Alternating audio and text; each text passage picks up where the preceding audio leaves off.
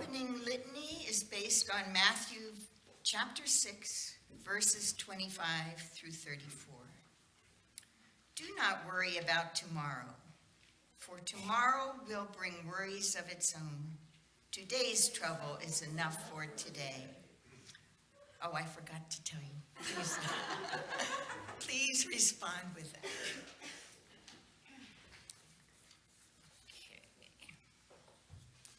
Do not worry about your life, what you will eat or what you will drink, or about your body, what you will wear.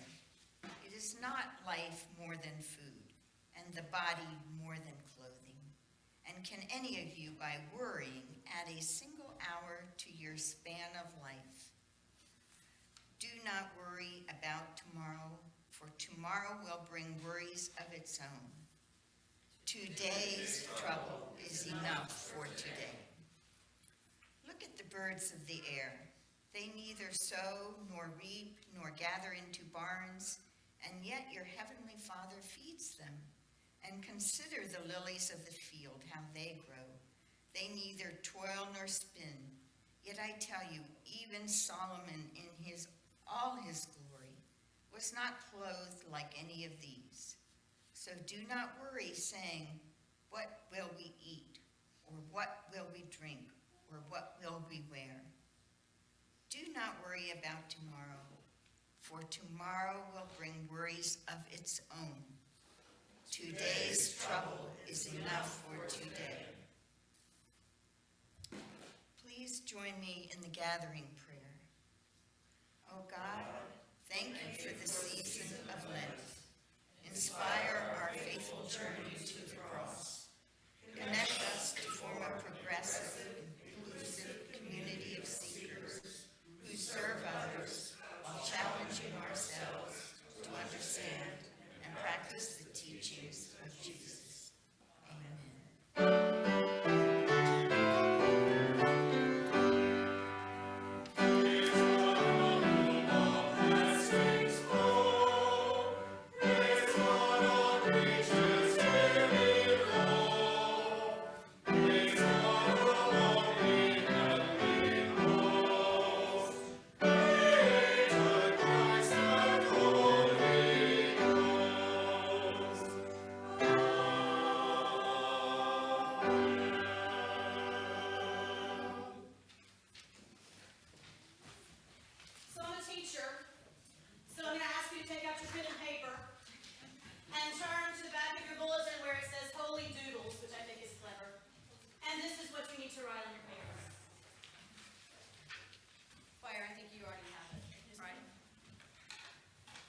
Something for you and see if you've ever heard it.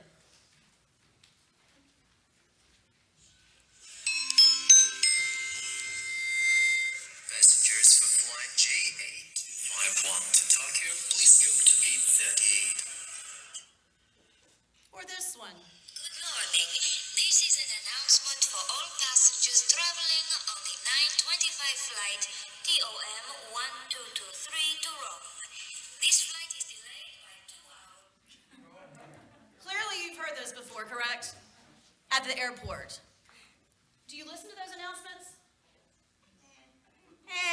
Maybe it depends. Right.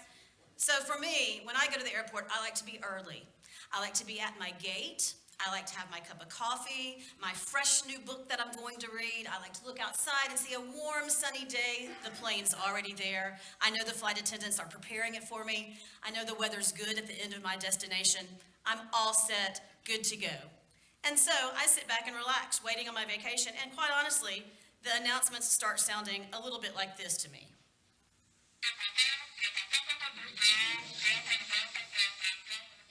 Right? But if there's traffic getting to the airport and I'm running late, if there's a delay and I'm trying to make my connecting flight, or if goodness gracious, if my flight has been canceled and I have to change terminals, by all means, I'm definitely listening to those announcements, because those announcements are helping me get to my next destination. They're helping me get to my journey.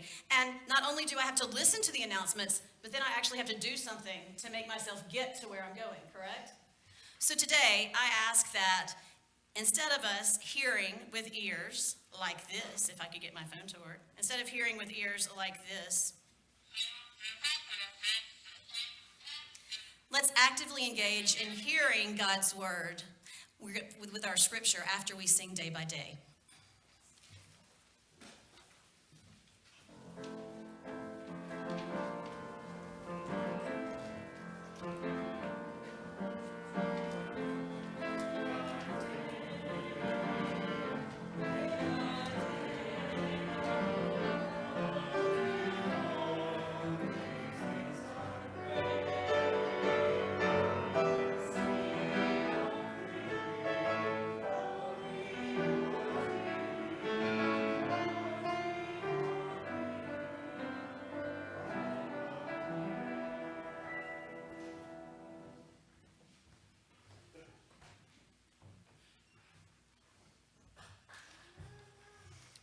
The musical Godspell focuses a good deal on the lessons that Jesus teaches his disciples.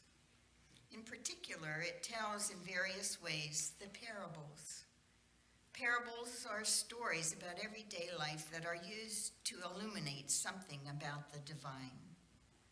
This Lenten season, we are going to be telling some of Godspell parables, such as this portion from Matthew, often called the parable of the sower. This story comes on the heels of Jesus performing many healing miracles in public, and a large crowd has gathered to hear him teach. The first part of the story, the parable, was told to the large crowd. The second part, the explanation of the parable's meaning, was told later on, when it was just Jesus and his closest disciples. So our reading for today is Matthew chapter 13, 3 through 8, and 18 through 23. And he told them many things in parables, saying, "Listen, a sower went out to sow, and as he sowed, some seeds fell on the path, and the birds came and ate them up. Other seeds fell on rocky ground, where they did not have much soil, and they sprang up quickly, since they had no depth of soil. But when the sun rose, they were scorched, and since they had no root, they withered away. Other seeds fell among thorns, and the thorns grew up and choked them. Other seeds fell on good soil and brought forth grain, some 100-fold, some 60, some 30. Hear then the parable of the sower. When anyone hears the word of the kingdom and does not understand it, the evil one comes and snatches away what is sown in the heart. This is what was sown on the path. As for what was sown on rocky ground, this is the one who hears the word and immediately receives it with joy. Yet such a person has no root, but endures only for a while. And when trouble or persecution arises on account of the word, that person immediately falls away. As for what was sown among thorns, this is the one who hears the word, but the cares of the world and the lure of wealth choke the word, and it yields nothing. But as for what was sown on good soil, this is the one who hears the word and understands it, who indeed bears fruit and yields, in one case 100-fold, in another 60, and in another 30.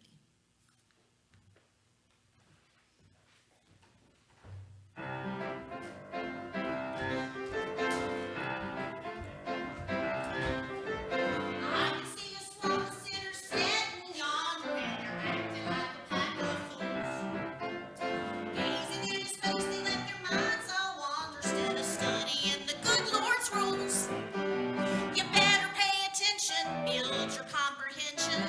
There's gonna be a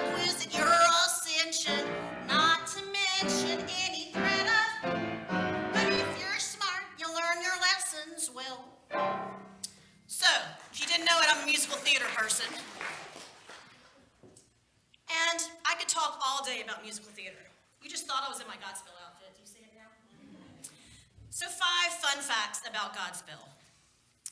In most musicals, the central character evolves or changes in some way. For instance, in Guys and Dolls, Guy Masterson puts away his gambling ways to marry Sarah Brown. In Grease, each of the leads changes their persona to fit the other's style. In the movie, Sandy, played by Olivia Newton-John, dons a pair of tight black leather pants to become more like the leader of the T-Birds. I got chills, they're multiplying. Meanwhile, he puts on a Letterman's jacket to be with Goody Two-Shoes cheerleader Sandy. But unlike most musicals, in Godspell, the central character never changes. Instead, the people do. Tuck that fact away for now, but be ready to come back to it. Fact number 2. Stephen Schwartz, the composer of most of the songs, is actually Jewish, but has written many musicals based on biblical text, including The Prince of Egypt and Children of Eden. But he's most well known for probably Pippin and Wicked.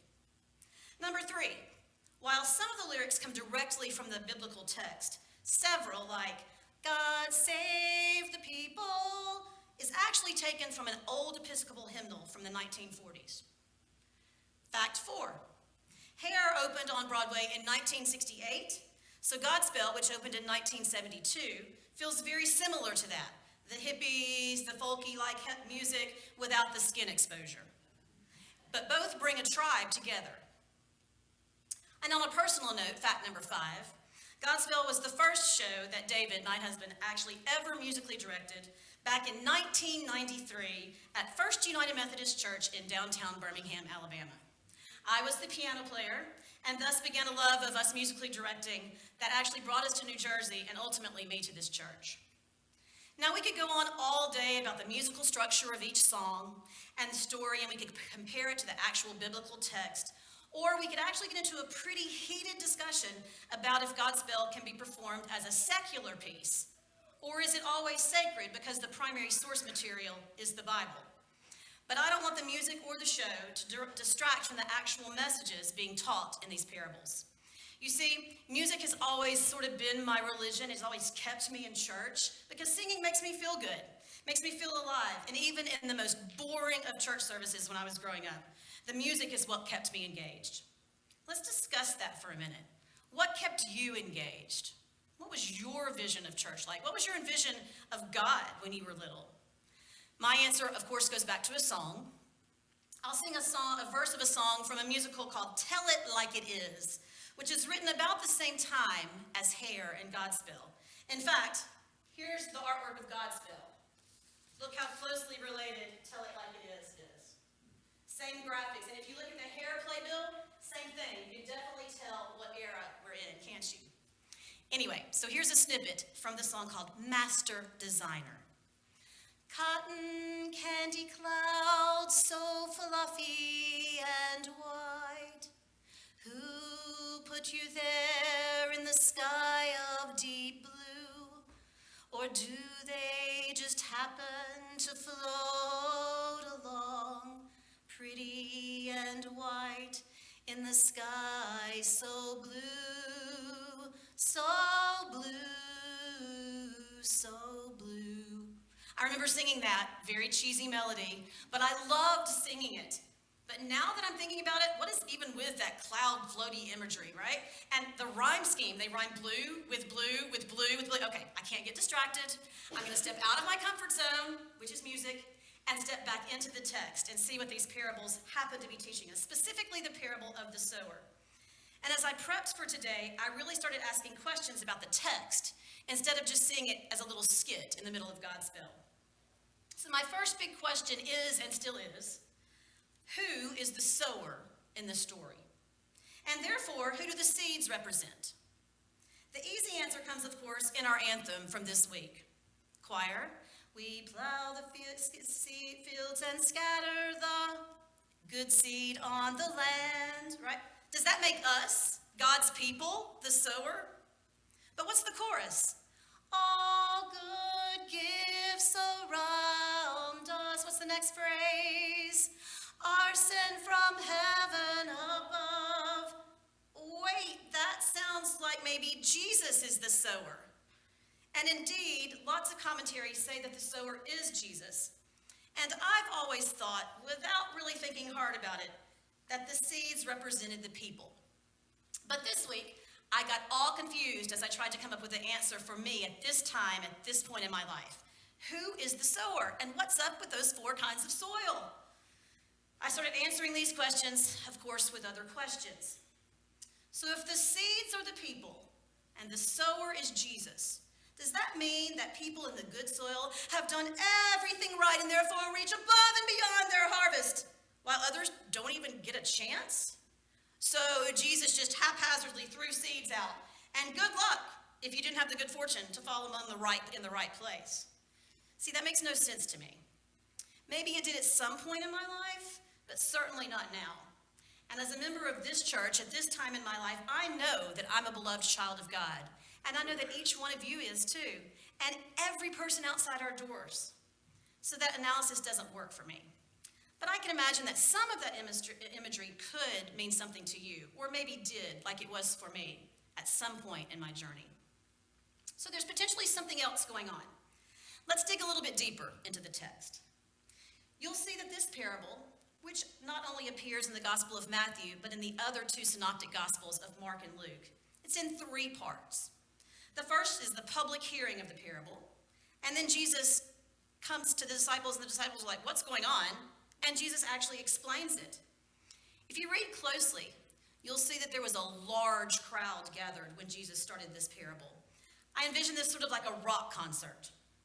I've seen several bands before they hit it big, in very small venues where the audience can actually relate to the musicians, be really close to the musicians, even touch them. And then after that band hits it big, they play venues where there's guardrails protecting the musicians from the audience.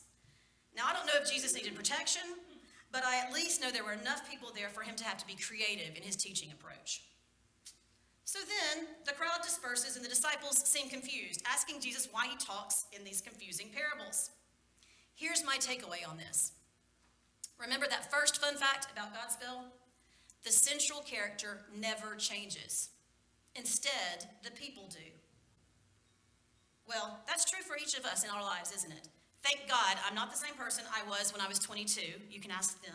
Or 12. You can ask my sister. Or 40. Talk to David. So if we change over the course of our lives, don't our perceptions, the way we look and see things, don't our perceptions change as well? Now, I don't know how many of you are familiar with Barbara Kingsolver and her writings, but one of my favorite, like all-time favorite books is her Poisonwood Bible. Have any of you read it?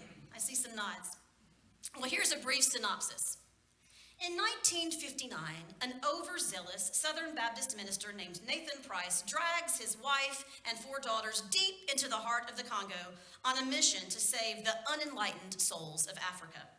The 5 women narrate the book. From the outset, the attitudes of the 5 women cover a wide spectrum. I don't want to go into the plot anymore because I'd really love to do this as a book study. So if any of you are interested in that, let's have a conversation about it. But for now, at this point today, each time I read this book, I identify with a different character. It's fascinating to me, and it simply means that I've changed since the last time I read it. Listen again to what Jesus said to the disciples. Though seeing, they do not see. Though hearing, they do not hear or understand. In them is fulfilled the prophecy of Isaiah. You will be ever hearing, but never understand. You'll be ever seeing, but never perceiving. For these people's hearts have become calloused. They hardly hear with their ears, and they have closed their eyes. Otherwise, they might see with their eyes, hear with their ears, understand with their hearts, and turn, and I would heal them. Now, instead of this being a rebuke on his inner circle of friends, which some of the conservative commentaries suggest, I suggest that Jesus is calling his disciples to actively engage in listening so that the message can be heard and therefore shared. Remembering the airport scenario and our fresh perspectives today, we are all called to be actively engaged in hearing and then spreading the word. So therefore, today, I stand here on March 12th, 2023, as a married 51-year-old heterosexual woman living in New Jersey, yet born and raised in Alabama, teaching at a private school, being your music director here at this church, I suggest that I'd like to cast Jesus as the seed. Go with me. God sowed the seed, sent Jesus everywhere, even in the dark crevices on the path, even among the weeds and rocks, and yes, in the good soil. Just like Jesus came to us in a very unassuming way, as a tiny baby in a remote village instead of the king with great power, Jesus is now the tiny seed spread over all the world. The seed isn't the people. The seed could be the Word of God. Let's go back to our first fun fact of Godspell. The central character never changes. Instead, people do. So, if Jesus is cast as the seed that God sowed to all places, what does that make us? Well, all the parts are taken, so we have to cast ourselves in the role of the soil. What kind of soil are you? We're all at different stages in our lives. We're all in different places. Therefore, we can assume that we can be different soil at different points in our lives, right? But our goal, given the characters I've assigned to the sower and the seed and the soil, is to be the good soil that's making the seed grow to its harvest. And not just its expected harvest, a harvest 30-fold, 60-fold, 100-fold. Just to put that in context, the average farmer during the time period in which this parable was told could expect a hugely successful harvest to be a yield of 10-fold. So this shows us that if we're nurturing the seed in the good soil, we can expect a harvest larger than our own imaginations if we're actively engaged. So what is needed for the good soil to be the good soil?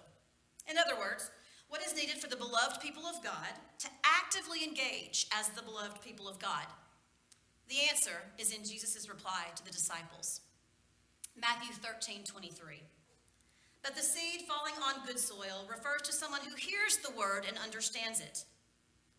Doing my exegetical work to prepare, I found out that the Hebrew word understand in this context means send or bring together. You see, just comprehending isn't enough. You have to then apply it. Luke 8:15 says, but the seed on good soil stands for those with a noble and good heart, who hear the word, retain it, and by persevering, produce a crop. God, the sower, has sown the seeds in our hearts, but we also have work to do to consistently remain as the good soil. We must hold to it and endure. The pitfalls and distractions are many, and we sometimes aren't always in a place to actually be the good soil. And that's one of the reasons that we come together in community. In short, you ready?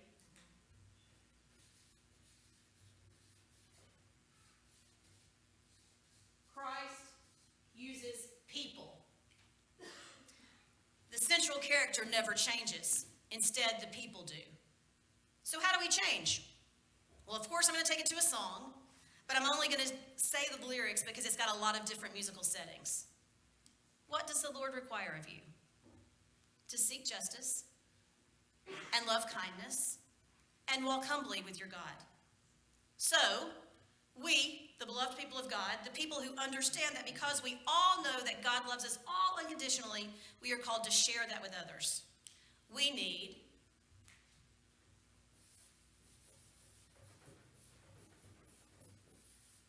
humility. Humility so that we can open our ears and hear the announcements God is making, not over the airport speaker, but in our hearts. And we need, what you think?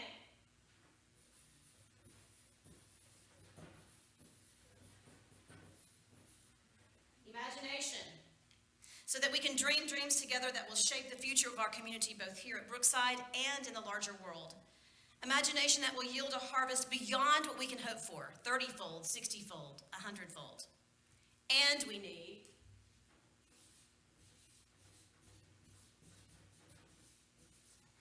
conviction. Conviction enough so that we can act, so that we can boldly proclaim that God has planted this seed in us that will carry us through all of our trials and tribulations, through the path, on the rocks, in the weeds, and surrounded by the good soil. So hiccup, humility, imagination, conviction. Christ uses people.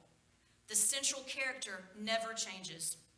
Instead, the people do. Amen?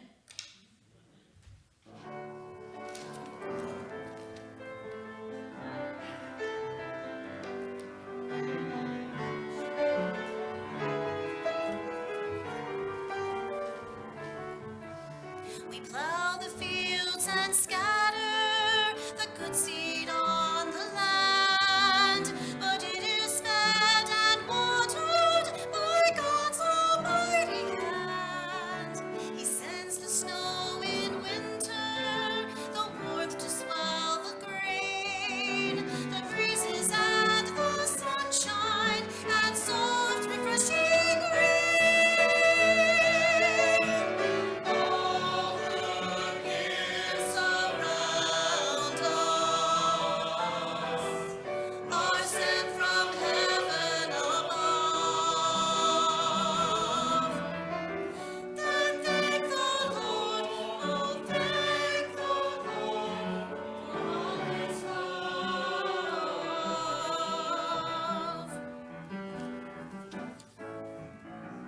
So, be devoted to one another and rejoice in hope. Give with simplicity. Show mercy with cheerfulness. And do not be overcome by evil, but overcome evil with love.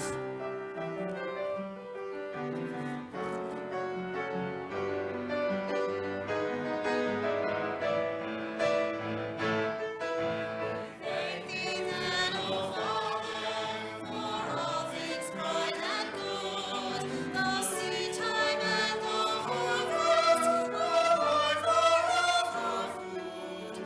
No gifts have we to offer, for all thy love imparts, but that which thou desirest, our own moving hearts.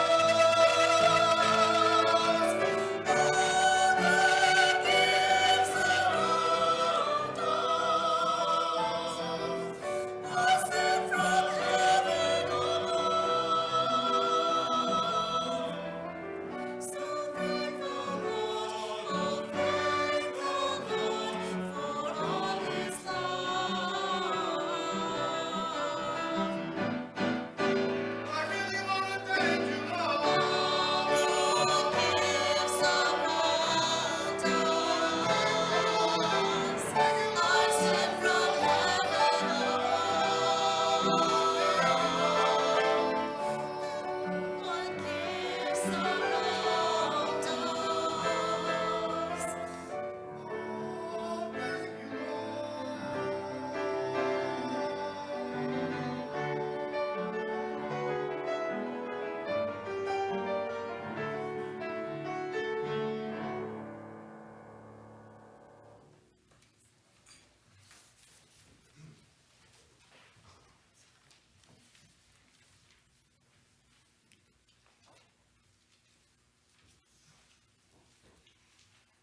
Can we bow our heads in prayer, please?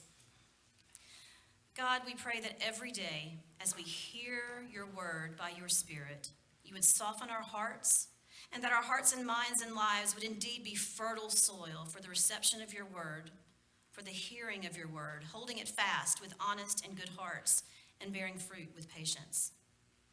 Be with all those that we know are in our hearts today. Let them be on our hearts throughout the week as we nurture and uplift them in their varying situations. Jesus, you sow yourself the word of truth generously, the word of life graciously. Defend us from the evil one who seeks to snatch us away. Fortify us for hard times and costly discipleship that we may endure. Deliver us from distraction, from worldly desires, and all that would lure us and choke us with false promises.